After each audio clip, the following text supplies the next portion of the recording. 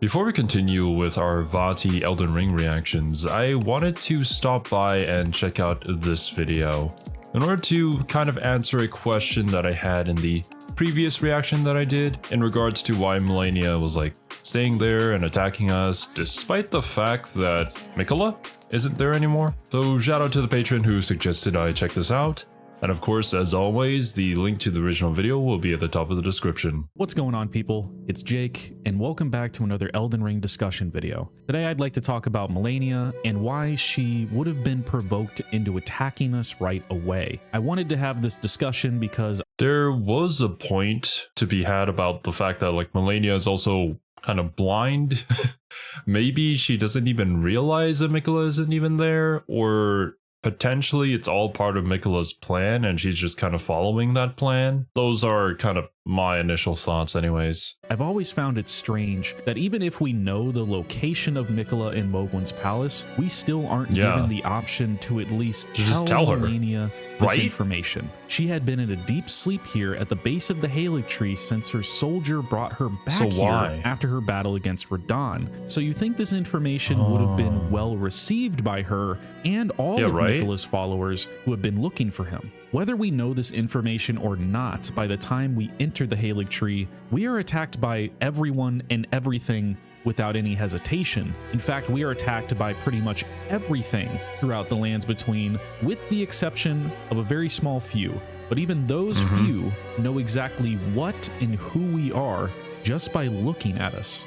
Oh, yes. Well, just by looking at, well, there it is. Malenia's blind. Maybe she just doesn't know us. She just does not acknowledge our existence. Tarnished, are we? Come to the lands between for the Elden Ring, hmm? You're a tarnished. I can see it. And I can also see that you're not after my throat. A pleasure to meet thee, Tarnished.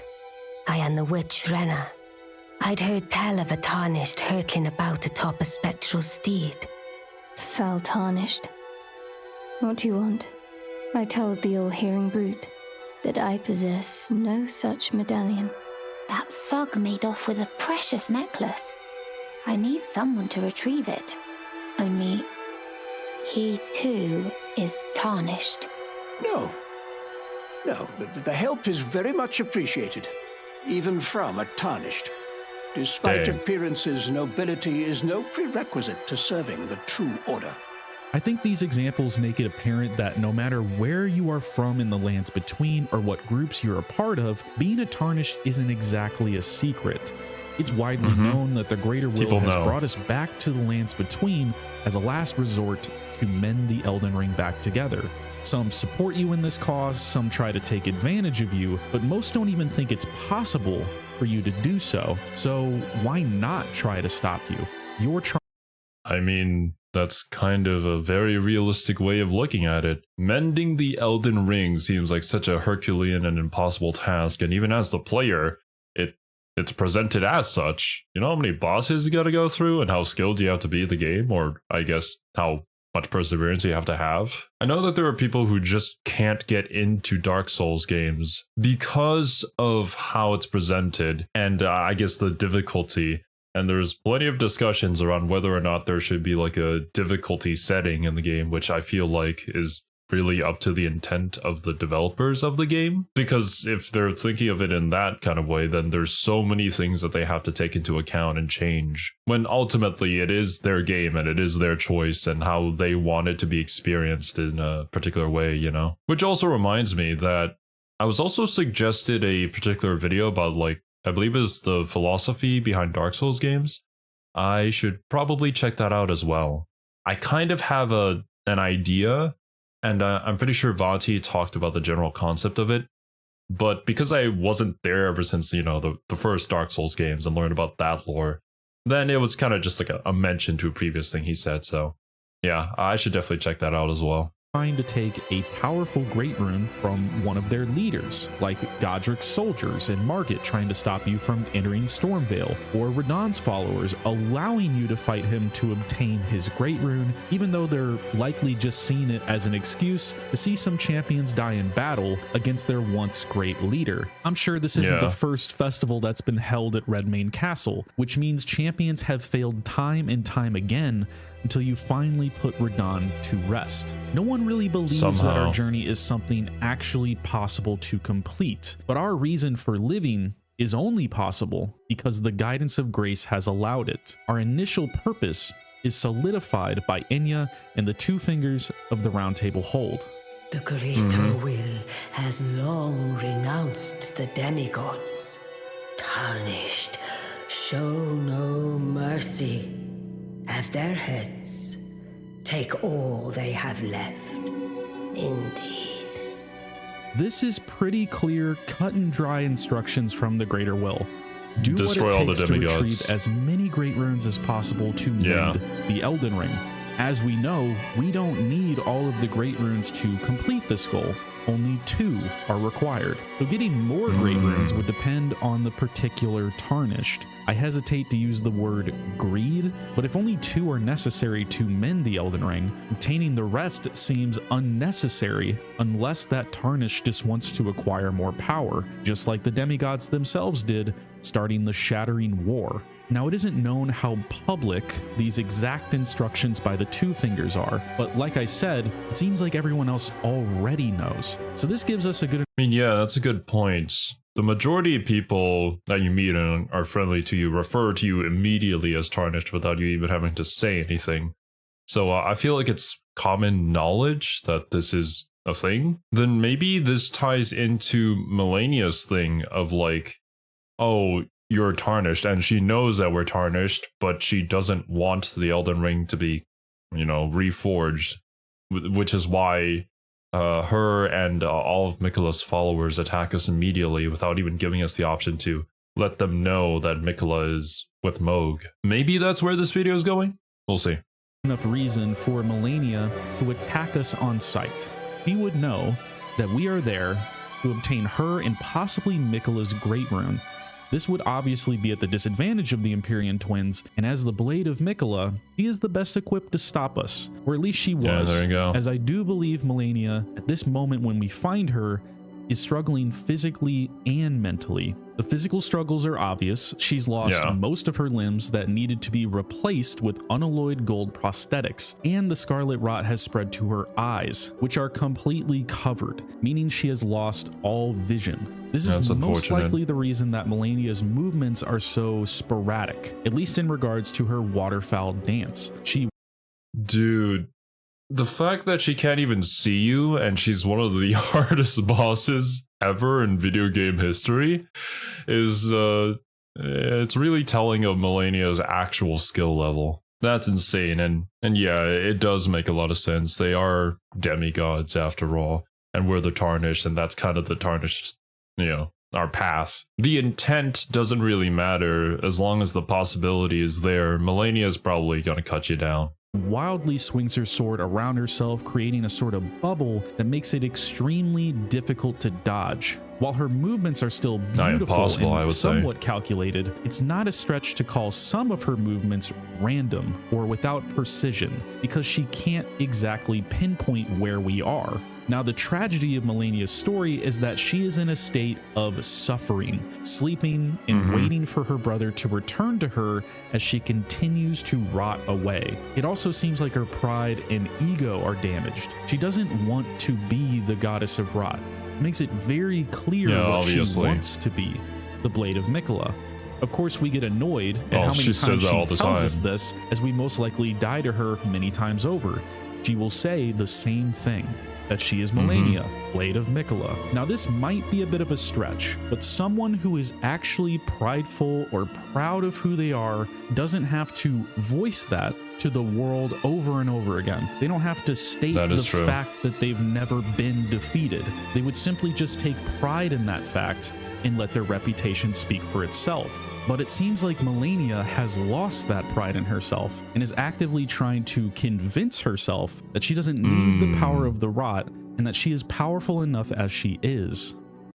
That's a good assessment. And the only reason why she uses that in the second phase of her fight is because she's just that desperate to defeat you. It's a really cool way of tying in, obviously, like the second phase of a boss fight with the lore and the, well, I guess psychological aspect of the character as well. And I do agree with his assessment here that, yeah, usually people who go around tooting their horn is a sign of insecurity. But we also have just other evidence surrounding this that would highly suggest that, yeah, that is correct. Malenia doesn't want to be part of the rot god, but, you know, things kind of worked out that way. There is something I must return to Malenia.